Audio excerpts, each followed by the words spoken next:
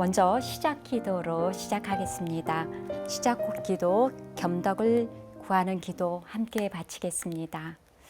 성부와 성자와 성령의 이름으로 아멘.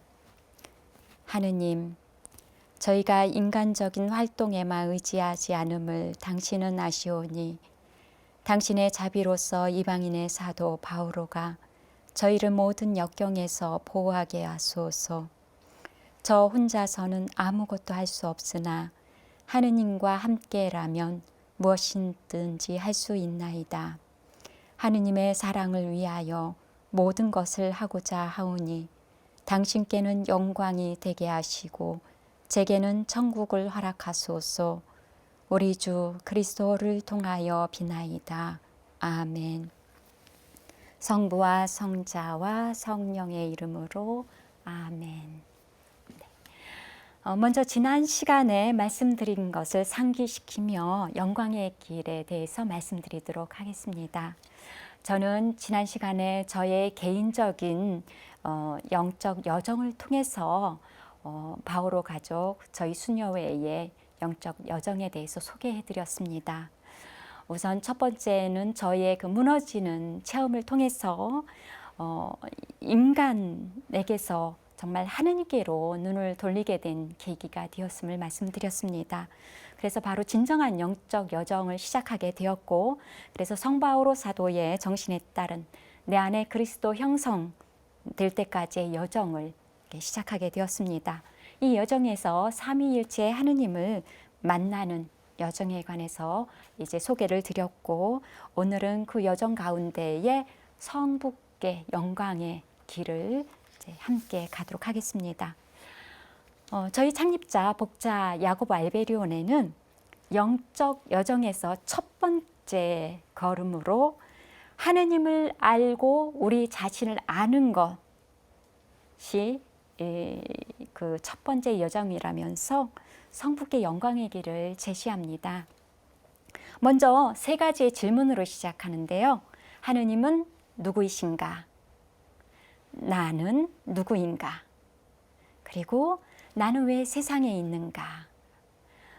이 질문은 우리 삶의 근본으로 돌아가라는 그런 질문이죠.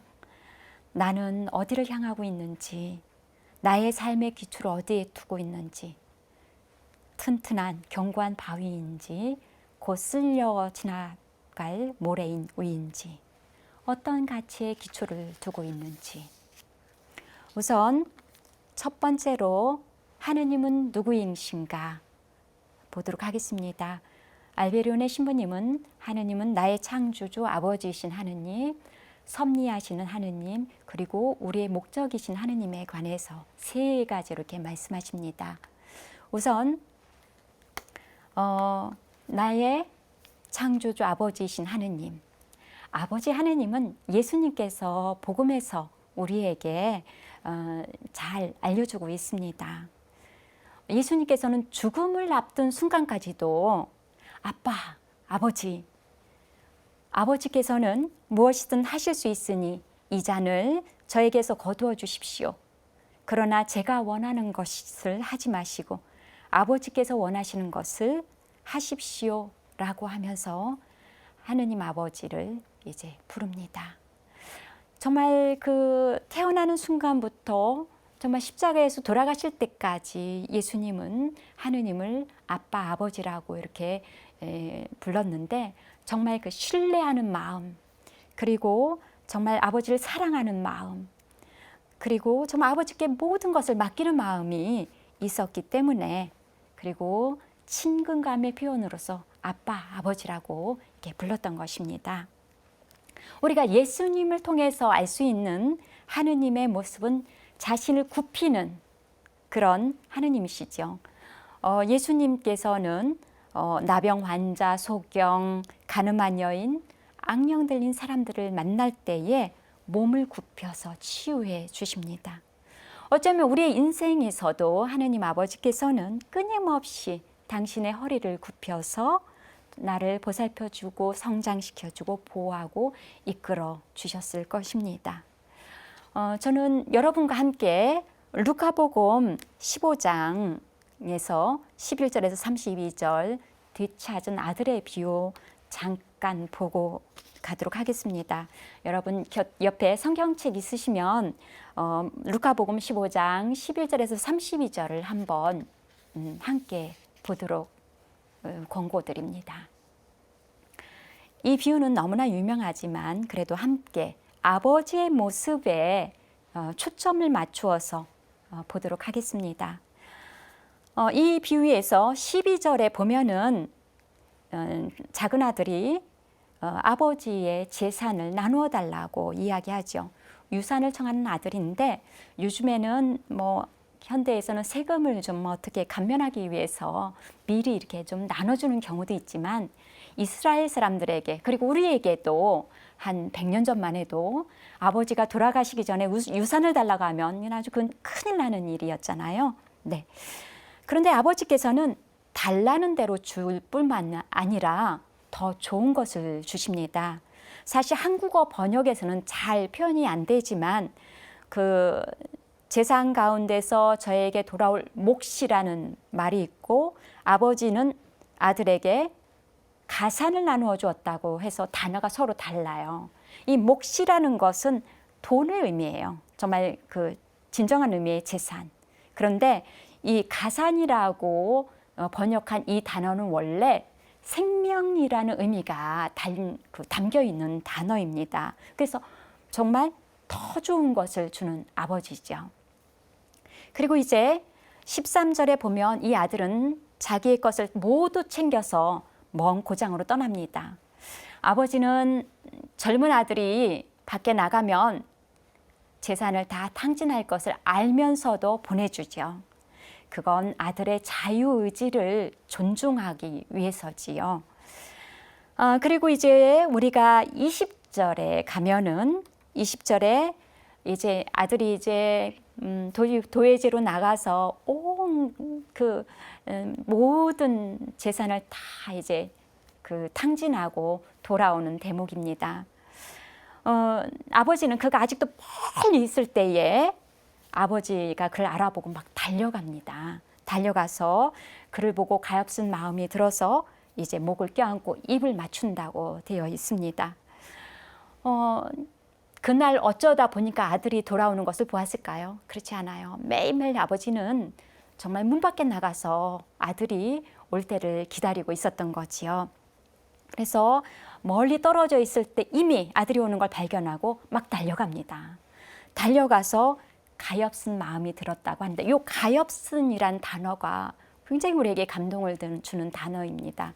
이 가엾다라는 단어는 정말 여인이 산통을 겪는다는 그런 단어와 같은 거예요. 우리로 하면 애간장이 녹는다 이런 뜻으로 번역이 될 수 있겠죠. 그래서 아버지가 아들을 향한 그 마음이 어떤 마음인지 보면 정말 놀라울 정도입니다.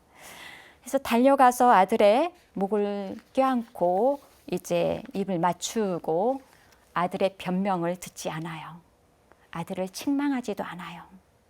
그리고 아들 때문에 아버지가 얼마나 걱정하고 마음 아프고 힘들었는지 알아달라고 하지도 않아요.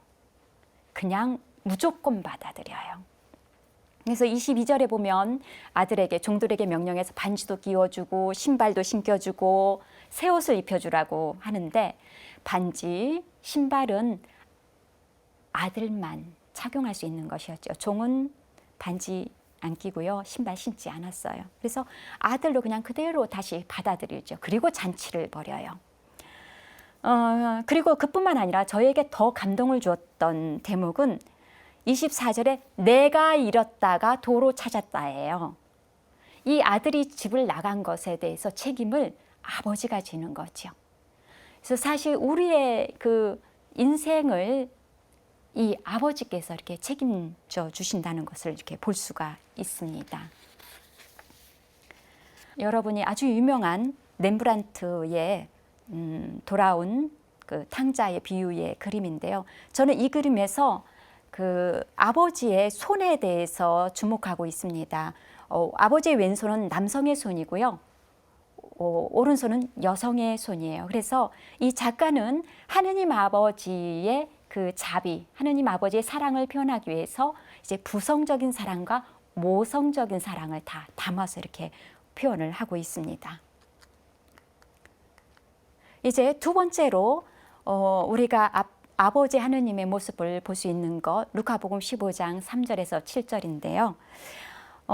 이 부분에서 목자는 양을 찾을 때까지 양의 뒤를 쫓아가서 이제 찾은 다음에 양을 어깨에 메고 온다고 합니다. 그런데 이 양이 원래 냄새가 나고 더럽죠. 그런데 그 잃어버린 양이었으니 얼마나 또 더 많이 시궁창을 헤매서 더 얼마나 그 냄새도 많이 나고 더럽겠어요. 그 양을 여기다가 이렇게 메고 이렇게 옵니다. 그래서 이제 잔치를 벌이게 되죠. 이 비유를 통해서 우리가 알 수 있는 것은 우리는 이미 이렇게 하느님 아버지께 무한한 사랑을 받은 사람들, 하느님의 사랑에 휩싸여 있기 때문에 다른 사람의 사랑을 구걸할 필요가 없다는 것을 우리가 알 수 있습니다. 저는 하느님 아버지에 관한 그 체험을 깊이 하고 살았습니다. 여러분에게 있어서 하느님 아버지는 어떤 분이신지 모르겠는데요.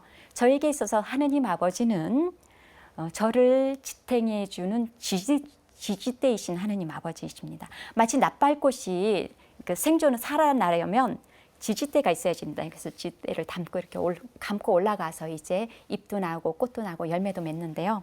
저의 인생이 바로 이렇습니다. 저의 어린 시절은 굉장히 늘 암울하였습니다. 가끔 가뭄에 콩나듯이 웃을 수 있는 그런 스쳐가는 시간이 있긴 했지만 그것은 곧 사라지고 항상 서글픈 감정을 기조 감정으로 이렇게 가지고 살아왔습니다. 지금도 사실 제 눈을 보면 좀 서글픈 그런 눈이에요, 제 눈이. 그래서 늘 죽고 싶었고 죽어서 하늘나라에 가면 행복할 것 같았어요. 걱정도 없고 고통도 없고 슬픔도 없고 아픔도 없을 것 같았죠. 하루를 지탱하는 것이 힘겨워 하루가 너무 길게 느껴졌습니다. 낮에 정신적으로 고민하고 심리적으로 아파하고 육체적으로 고생했다고 밤에 잠을 잘 자는 건 아닙니다. 지금은 그때 무슨 생각을 그렇게 했는지 전혀 기억은 안 나는데 뭔가 생각이 많아서 불면의 밤을 지냈습니다. 뜬 눈으로 지내다 보니 아침이 오는 것이 싫었습니다. 눈을 뜨면 왜 아침은 이렇게 어김없이 찾아오는지, 목숨은 밤사이에 죽지 않고 끈질기게 붙어 있는지 정말 눈뜨기 싫은 하루를 시작하기 일쑤였습니다. 저의 이 불면증은 10살 때 아버지가 돌아가시던 날부터 시작되었습니다. 그날부터 저녁마다 아버지가 돌아오는 그런 소리가 이렇게 제 귀에 들리는 것 같았습니다. 저는 아버지를 오랫동안 보내드리지 못했습니다. 아버지는 제 나이 30이 넘도록 늘 제 마음 저 깊은 속에서 무의식 속에 이렇게 살아 계셨습니다. 이 때문에 늘 사랑하는 사람이 제 곁을 떠날까 두려웠고 제가 사람 곁에 다가가는 것도 또는 다른 사람이 제게 다가오는 것도 불안감을 증폭시키기만 했습니다. 사람을 사랑하는 것이 힘들었던 시간들을 보냈습니다. 그리고 이제 아버지 없는 호래자식 소리 듣지 말라는 엄마의 명령이 제 안에서 이제 크게 자리하고 있었기 때문에 늘 무엇을 잘못할까, 무슨 말을 들을까 위축되어서 삶을 스스로 이렇게 축소시키면서 살았습니다. 딱히 제가 훌륭한 모범생은 아니었지만 그래도 반듯하게 살려고 노력하는 것이 생각보다 어려웠습니다. 아버지 없는 호래자식 소리를 듣고 싶지 않아서 반듯하게 살려 했지만 그 억울하다는 생각, 부당하다는 생각, 그리고 이유 없이 판단당하고 비판당한다는 생각이 이렇게 들 때가 많았고 아버지 안 계시는 것 그 자체로도 저에게는 상처고 아픔이고 슬픔인데 아버지가 안 계신 것이 무슨 죄나 되는 것 같은 그런 세상이 싫었습니다. 그뿐만 아니라 아버지가 안 계시는 것 때문에 저의 미래가 사라진 것 같았습니다. 제가 하고 싶은 것을 할 수 없다는 생각이 마치 유리성이 돌팔매질 하나에 싹 와자작 무너진 것 같고, 또 바닷가에 지은 모래성이 그 파도 한 번에 싹 흔적도 없이 무너져 버리는 것 같은 그런 느낌이 들었습니다. 근데 생명은 참 질긴 것이었습니다. 죽고 싶은 만큼 살 힘이 있었습니다. 좌절하고 포기하면서 나름대로 저의 길을 가게 되었고, 그 이유는 세상에서 육신의 아버지는 마주 대할 수 없지만 아버지 대신 제 안에 영적으로 제 마음에 살아계신 또 다른 아버지, 하느님 아버지를 만날 수 있었기 때문에 제가 지금까지 이렇게 살아올 수 있었습니다. 그래서 저에게는 하느님은 정말 저에게 아버지, 지지대이신 아버지이십니다. 두 번째, 알베르네 신부님께서 말씀하신 하느님 모습은 주제자, 섭리하시는 인도자 하느님이십니다. 현재는 주제자라는 말 대신에 이제 섭리라는 단어를 쓰는데, 원래 라틴어 주제자라는 것은 구베르나토르라는 말이고 뜻은 선장이라는 뜻입니다. 지금은 뭐 교통수단이 굉장히 많이 발달되었지만 옛날엔 배가 가장 큰 교통수단이었잖아요. 그래서 선장은 배에 대해서도 잘 알고 있고, 배에 타고 있는 사람, 배에 싣고 있는 짐뿐만 아니라 목적지, 출발지, 목적지, 그리고 목적지에 가기 위해서 항로도 알고 있고 바다의 어떤 파도며 모든 것을 다 알고 있는 사람이 선장입니다. 그래서 주제자, 섭리하시는 인도자 하느님이라고 할 때에 이 하느님은 우리의 인생에 대해서 내가 태어나면서부터 내가 죽을 때까지 나의 삶에 대해서 알고 계시고 나를 인도해 주신다는 그런 의미를 담고 있는 것입니다. 자, 이 주제자 하느님, 인도하시는 섭리의 하느님에 대해서 보기 위해서는 우리가 창세기에서 야곱의 생애를 좀 보면 굉장히 쉽게 이해할 수 있습니다. 창세기 48장 15절에 보면 야곱이 이제 그 이집트에 내려가서 죽음을 앞둔 시점입니다. 그때 아주 그 자녀들 앞에서 유언을 하면서 굉장히 장엄한 신앙 고백을 합니다. 제가 사는 동안 지금까지 늘 저의 목자가 되어주신 하느님이라고 고백을 하는데요. 저는 새 번역 말씀보다 공동 번역의 말씀을 더 선호합니다. 공동 번역 말씀은 태어날 때부터 이날까지 나의 목자가 되어주신 하느님이라고 이렇게 되어 있습니다. 야곱의 체험은 어떤 체험인가 하면은요, 야곱이 이제 에사우의 장자권을 훔쳤기 때문에 에사우로부터 이제 쫓겨 약속의 땅을 뒤로 하고 이제 아버지의 집을 떠나 하란으로 가는 중이었죠. 가다가 이제 생명을 위협을 받으며 죽음의 길을 가는 도중에 이제 하느님께서 베델에서 꿈에 나타나서 야곱이 가는 곳이면 어디든지 따라가서 지켜주고 기어이 데려오겠다고 이렇게 약속을 하십니다. 정말 하느님께서는 그대로 그렇게 해주셨어요. 그래서 야곱이 떠날 때는 알몸으로 떠나면서 빵과 옷과 그리고 무사히 아버지 집으로 돌아올 수 있기만을 바랬는데, 돌아올 때는 아내, 4명의 아내, 그죠? 자녀, 수많은 자녀, 종, 그리고 많은 그 가축들, 재산들을 가지고 되돌아옵니다. 우리가 여기서 목자가 되어주신 하느님에 관해서는 유목민 생활에 대해서 조금 이해해야 더 빨리 쉽게 이해할 수 있습니다.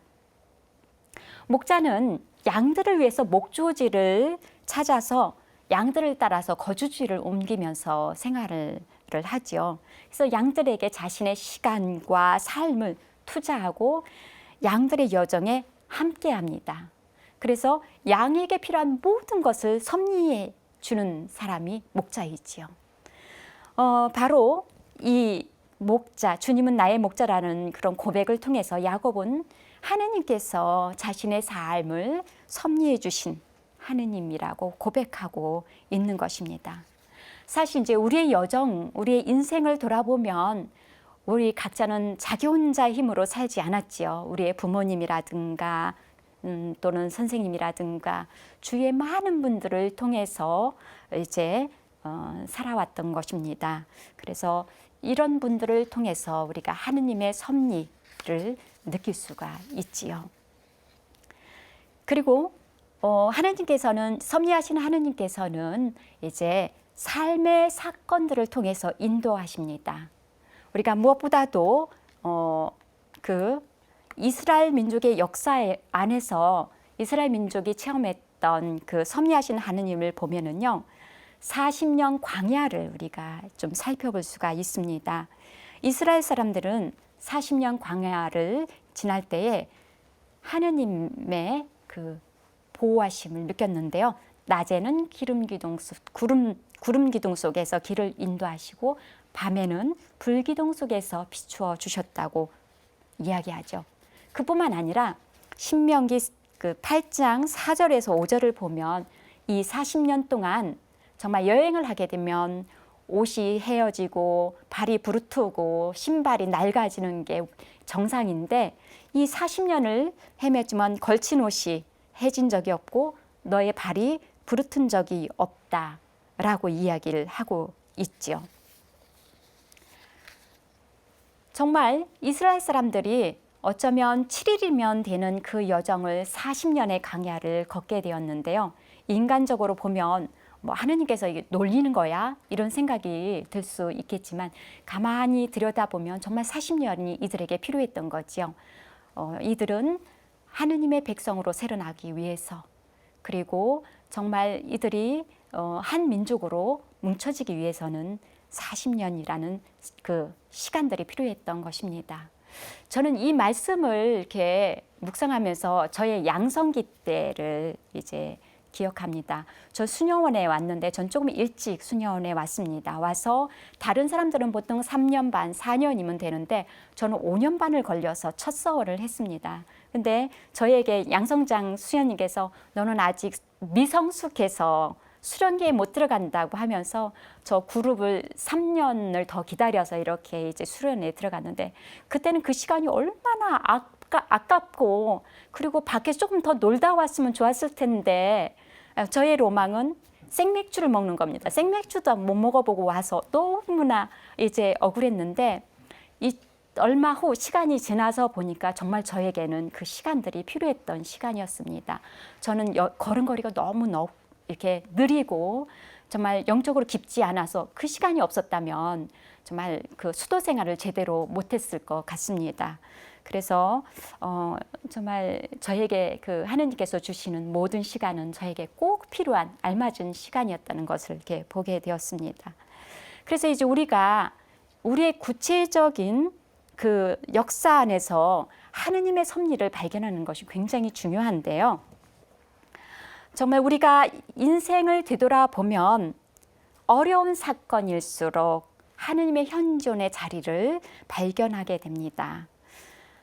그래서 어쩌면 섭리하시는 하느님의 손길을 알아보는 여정이 신앙의 여정이라고 볼 수 있죠. 하느님께서는 모든 것, 심지어 질병과 죄까지도 최고의 선으로 이끌어 가십니다. 사실 고통은 신비라고 말할 수밖에 없지요. 고통은 힘들지만 그 자리가 하느님 사랑이 드러나는 특전의 자리, 큰 그 성장의 자리가 될 수 있습니다. 저는 창세기 50장 20절의 말씀 굉장히 좋아해요. 이 말씀은 어려움과 고통 중에 있을 때에 저에게 큰 위로를 주었기 때문이죠. 이 말씀의 배경은 이제 요셉이 이집트에 이제 내려가서 그 가뭄 때문에 아버지와 이제 형제들을 다 이제 이집트로 데리고 와서 살게 된 그 대목이죠. 이제 야곱이 세상을 떠나고 나니까 형제들이 요셉이 자기들을 혹시 어떻게 할까봐 걱정이 되어서 이제 아버지께서 나하고 우리하고 잘 지내라고 이야기했다는 그런 이야기를 할 때 요셉이 형님들은 나에게 악을 꾸몄지만 하느님께서는 그것을 선으로 바꾸셨습니다. 그것은 오늘 그분께서 이루신 것처럼 큰 백성을 살리시려는 것이었습니다. 라고 이야기합니다. 즉 그 형님들이 야곱을 죽이려고까지 하고 정말 그 이집트에 팔려가게 되는 그런 그 원인이 되었지만 결국은 그를 통해서 오히려 이스라엘 민족들을 구원하는 그런 도구가, 그러니까 악도 이제 선의 도구가 되게 하셨다라는 그런 이야기입니다. 저는 이 대목에서 저의 체험 하나를 좀 나누어 드리고 싶습니다. 저는 1996년부터 수녀의 수련소를 짓는 소임을 맡아서 이제 집을 짓고 있었습니다. 그런데 그때의 그 건축 그 사장님에게 사기를 당했고 거기에 덧붙여서 IMF까지 겹쳐서 건설회사가 그나마 또 부도가 났습니다. 저희는 줄 돈을 꼬박꼬박 주었는데 회사에서 노동자들에게 임금을 안 주어서 현장에는 데모가 일어나고 건설 현장을 멈추게 되었습니다. 그래서 거의 1년을 이제 멈추게 되었는데요. 정말 이 과정에서 저는 비싼 수업료를 주고 굉장히 큰 것을 배웠습니다. 첫째, 그 사기를 당하고 돈을 잃게 되는 사람의 무엇인지를 깊이 알게 되었죠. 저는 사기당한 사람과 동병상련을 잘합니다.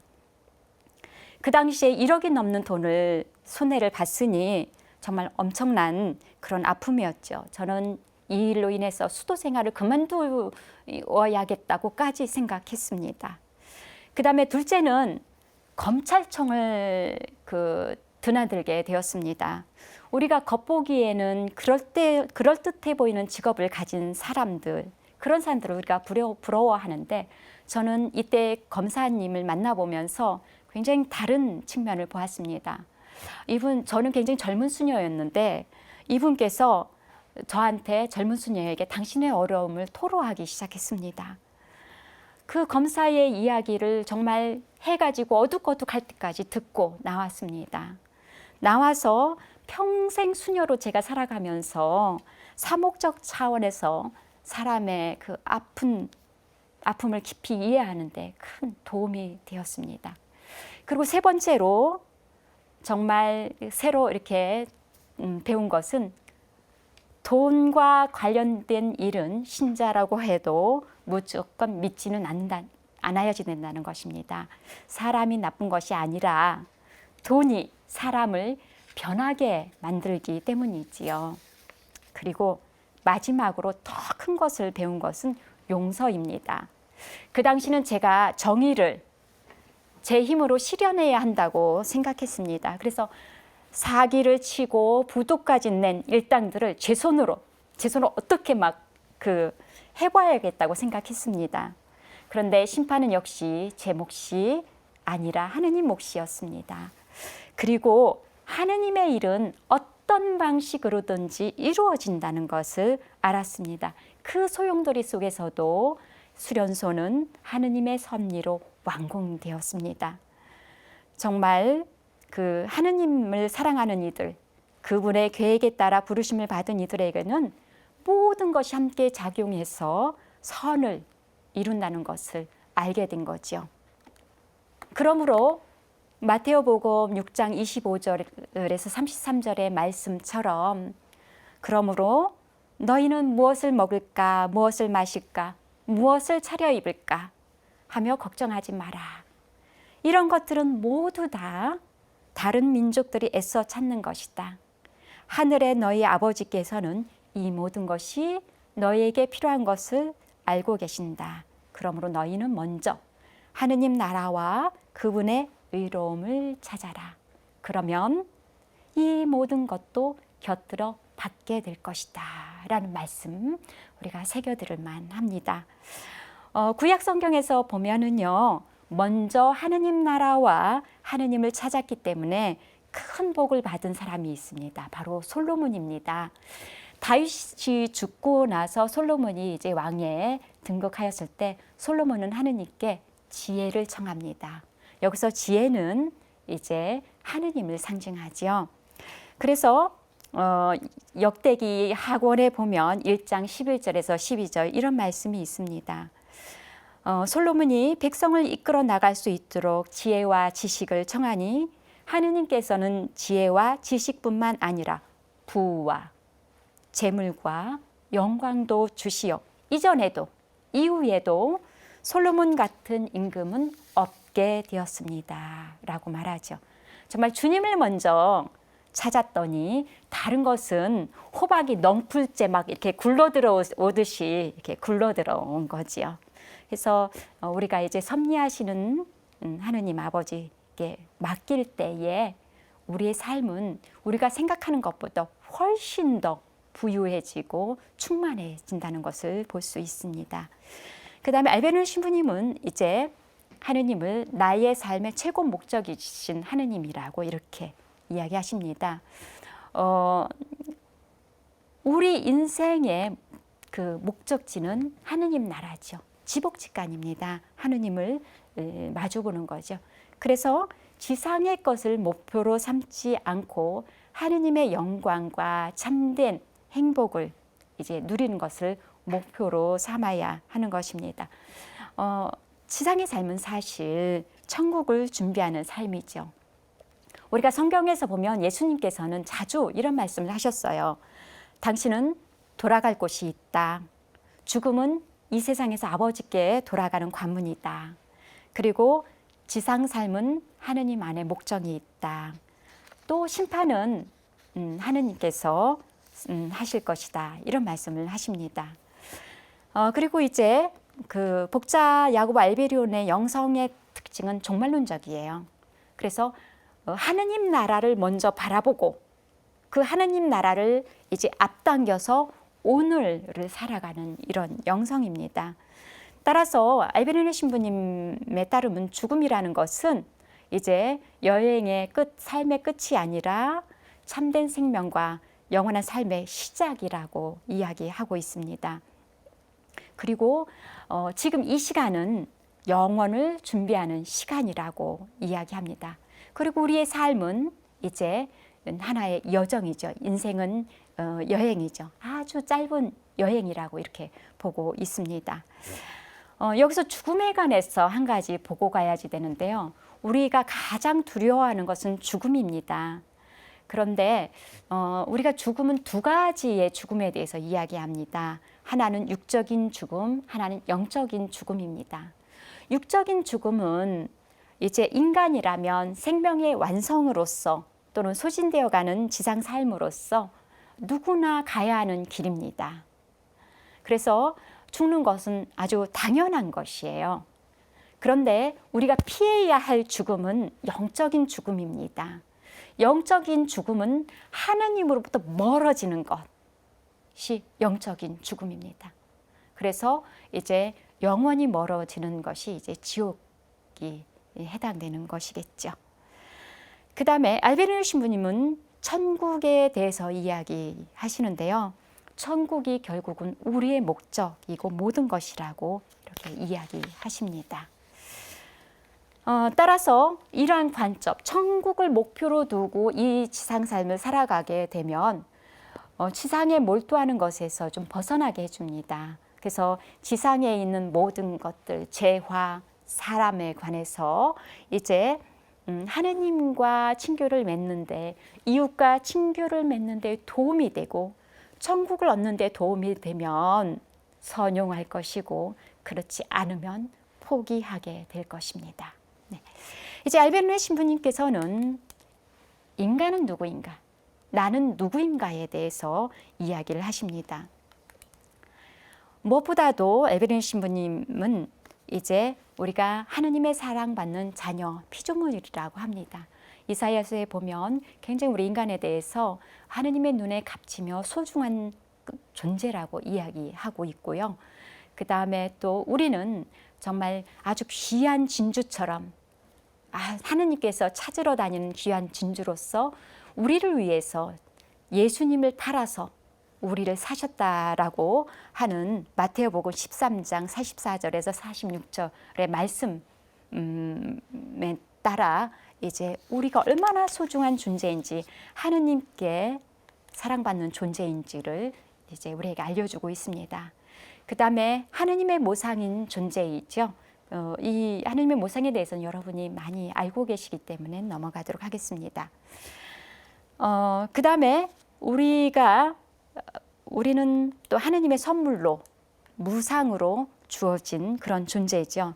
그래서 나의 존재 자체, 나에게 주어진 모든 것은 내 것이 아니라 하느님께서 나에게 주신 것이죠. 그런데 우리가 우리 안에 있는 역동성 중에 하나는 모든 것을 막 소유하려고 하는 역동성이 있습니다. 내 거라고 주장하는 거지요. 이 소유의 역동성은 악마의 것입니다. 그리고 그 반대로 내가 내어놓는 것은 이제 천상의 것, 하느님의 것이죠.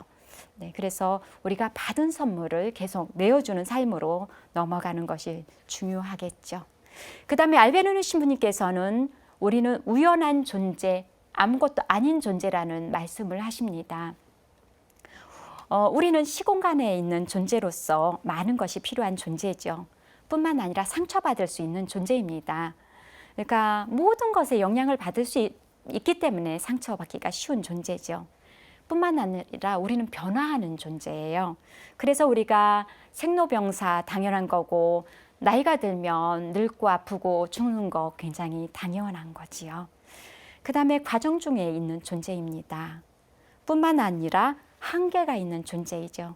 특히 지성적인 한계, 우리가 인간의 신비, 우주의 신비를 다 꿰뚫어 볼 수 없습니다. 뿐만 아니라 우리 자유의 한계도 있지요. 우리의 자유는 상대방의 자유가 시작되는 그 지점까지가 나의 자유의 한계죠.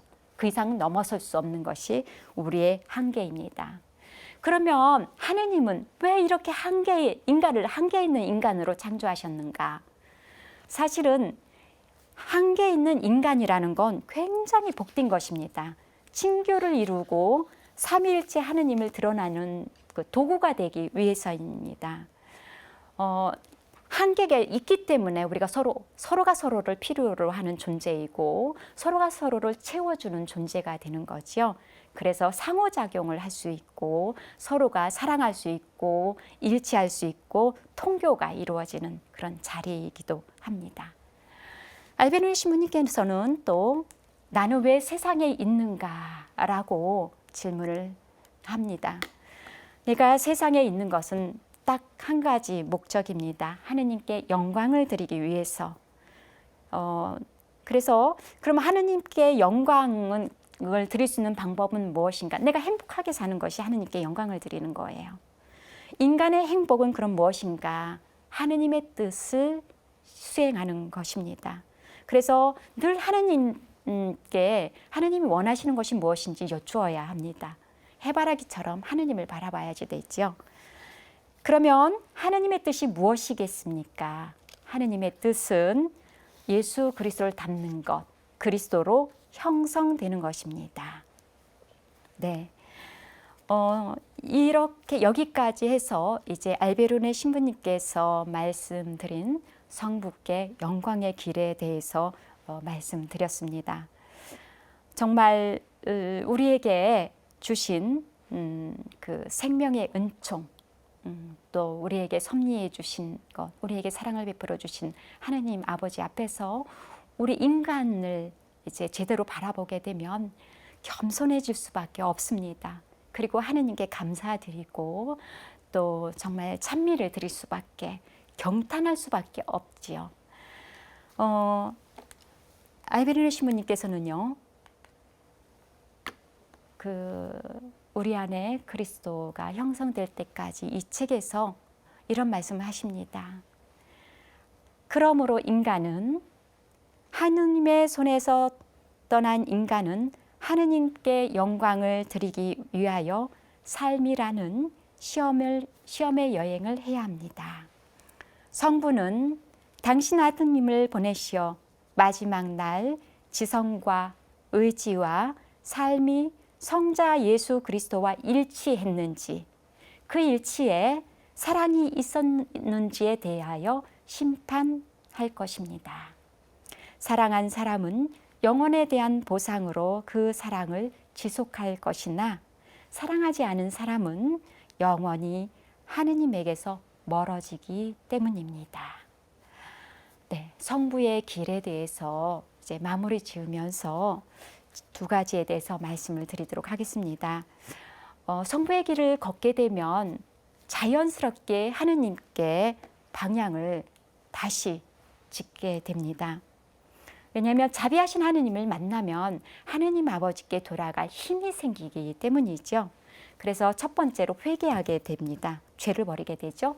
그리고 새로운 삶을 선택하게 돼요. 그래서 하느님께서 보시기에, 그러니까 내가 보기에가 아니라 하느님께서 보시기에 우리에게 영원한 이익을 주는 것을 선택하게 됩니다. 그리고 하느님의 뜻을 실행하게 되죠. 하느님의 뜻은 우리가 그리스도화되는 것, 신화되는 것, 변모되는 것입니다. 알베르네 신부님은 자주 다음과 같이 질문하라고 이렇게 권고하셨는데요. 내 마음아, 너 어디 있느냐? 어디를 향해 가고 있느냐? 주님을 향해 가고 있니? 하느님의 뜻을 찾고 있니? 하느님께 방향 지어졌다면? 하고 자문하도록 하셨습니다.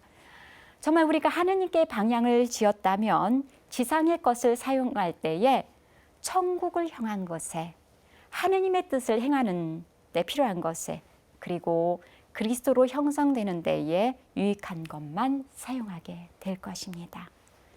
그 다음에 두 번째로 내 마음 깊은 곳에서 무엇을 추구하는지 지향을 살피게 됩니다. 마음속에 지향을 살피게 되는데요. 나는 왜 이것을 선택하는가? 하느님을 기쁘게 해드리기 위해서 선택하는가? 아니면 나의 만족을 위해서? 나의 말, 행동, 눈길에 대해서도 자문하게 되죠. 내가 왜 이런 눈으로 바라보지? 왜 내가 이 말을 이렇게 생각하지? 그리고 내가 무엇을 잃어버린 거지? 라고 생각하게 됩니다. 그래서 정화의 길에서 성부께의 영광은 회개하는 삶의 자세로 하느님께 돌아가는 것입니다. 그래서 정신을 바꾸고 세상의 지평을 포기하고 지금 여기에서 확고하게 하느님의 영광을 드리는 그런 가치를 뿌리내리면서 정말 그 하느님 나라를 목표로 오늘의 삶을 살도록, 그리고 천국을 준비하며 살아가는 그 여정이 성부께 영광의 여정입니다. 네, 지금까지 저는 이제 알베르네 신부님께서 주신 영적 여정 중에서 성부께 영광의 길에 대해서 말씀드렸습니다. 이제 좀 남은 시간 동안에 조금 알베르네 신부님에 관련된 것을 좀 말씀드리도록 하겠습니다. 알베르네 신부님께서는 이제 돌아가시기 직전에 자신의 삶에 대해서 이제 그 자서전 비슷하게 책을 한 권 쓰셨는데 당신 은총의 풍성한 부라는 책을 쓰셨습니다. 물론 이 책은 본인이 원해서 쓴 책이 아니고 이제 알베르네 신부님의 자녀들이 원해서 이렇게 쓰신 책인데요. 이 책에 있어서 우리에게 감동을 주는 것은 당신의 그 삶에 대해서 두 가지로 이렇게 요약을 하십니다. 하나는 하느님 은총의 역사, 그리고 하느님 자비의 역사입니다. 하느님 자비의 역사라는 것은 알베르네 신부님의 당신의 죄의 역사라고 이렇게 말씀을 하셨는데요. 알베르네 신부님께서 당신의 그 역사 안에서 하느님께서 어떻게 당신의 그 역사 안에 삶 안에 들어와서 함께 여정을 하셨는지 바라보면서 끊임없이 은총을 베풀어 주시는 분으로 이렇게 체험하셨고, 그 반면에 당신의 삶은 죄의 역사였기 때문에 늘 하느님의 자비가 필요한 역사였다고 이렇게 말씀하셨습니다. 알베르네 신부님의 그 삶에서 보면 굉장히 그 위기도 많았고 그 위기 때마다 빛을 이렇게 받아서 그 위기를 넘어가고 또 그 위기를 통해서 오히려 하느님께 더 깊이 이렇게 넘어가는 그런 그 삶을 살아오셨습니다. 그렇기 때문에 어쩌면 이런 그 여러분 안에 그리스도 형성될 때까지라는 이런 영적 여정을 정리할 수 있었는지도 모르겠습니다. 사람들이 굉장히 궁금해 하시는 거 하나가 있는데요. 알베르네 신부님께서 이제 창립한 그 수도회에 관한 것인데요. 신부님께서는 5개 수도회와 5개의 단체를 설립하셨습니다. 하나는 이제 성바오로 수도회, 성바오로 딸 수도회, 이 두 수도회는 이제 현대의 매체를 이용해서 복음을 선포하고 있고요. 스승 예수의 제자 순교회는 전례사도직, 사제사도직, 그리고 그 성체사도직을 통해서 이제 사목을 수행하고 있습니다. 그리고 이제 저희는 선한목자 예수순교회는 본당에서 영혼을 돌보는 그런 사명을 수행하고 있고요. 그다음에 한국에는 들어오지 않았지만 사도의 모 순교회가 있습니다. 이 순교원은 이제 성소 개발과 육성을 위해서 전적으로 봉헌된 그런 수도회입니다. 네, 여기까지 또 함께 해주셔서 정말 감사합니다. 저희 순교회에서 성공의 비결 기도가 있습니다. 이 기도의 핵심은 모든 것을 저의 힘으로, 인간의 힘으로 하지 않고 하느님께 맡기고 의탁하고 하느님의 힘으로 하겠다는 그런 다짐이 담겨 있는 기도입니다. 네, 함께 바치도록 하겠습니다. 성부와 성자와 성령의 이름으로 아멘. 주 예수님, 마리아와 베드로 사도와 바오로 사도를 통하여 당신께 드리는 저희의 약속을 받아주소서. 저희는 당신의 높으신 뜻에 합당하게 되고 당신이 바라시는 완덕과 천상 영광에 도달해야 하며 사목 사도직을 거룩하게 수행해야 합니다. 그러나 저희는 정신, 지식, 사도직, 청빈 등 모든 면에 약하고 무지하고 무력하고 부족하다는 것을 알고 있습니다. 당신은 길, 진리, 생명이시고 부활이시며 오직 한 분이시고 지극히 높으신 선이시니 무엇이든지 내 이름으로 성부께 청하면 얻으리라고 말씀하신 당신께만 의탁합니다. 저희는 생활과 사도직 그리고 무슨 일에서나 마음을 다하여 한결같이 당신의 영광과 사람들의 평화를 위하여 일할 것을 약속하고 다짐합니다. 당신은 저희에게 정신, 은총, 지식, 선을 행하는 수단을 주실 것을 믿습니다.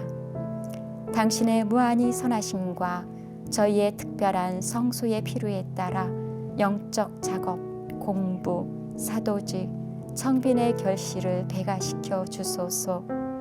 저희는 당신을 의심치 않고 저희의 항구하지 못함과 연약함을 두려워합니다.